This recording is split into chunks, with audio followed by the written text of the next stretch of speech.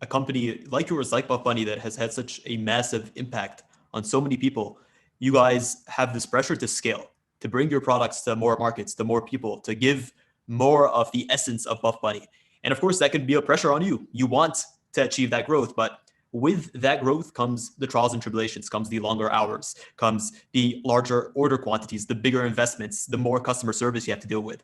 So I understand fundamentally that retaining the authenticity of the BuffBunny brand, what made you guys you, and scaling can be such a challenge. How are you guys trying to approach scaling, and what do you think the next 1 to 5 years of BuffBunny looks like? These are some great questions, Shadi. I would say the biggest thing that I have noticed with scaling is you have to hire people that know what they're doing.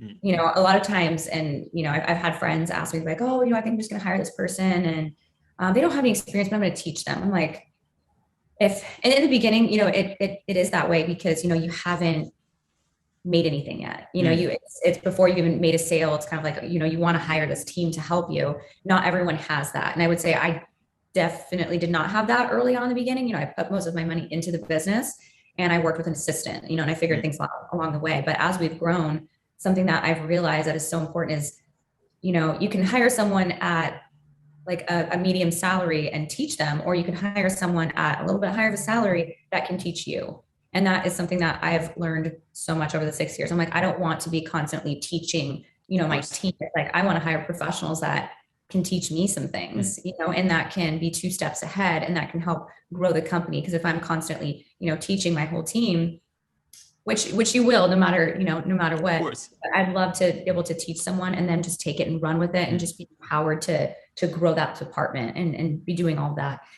And then you're going to realize too, I guess, as an entrepreneur, that you're not good at everything.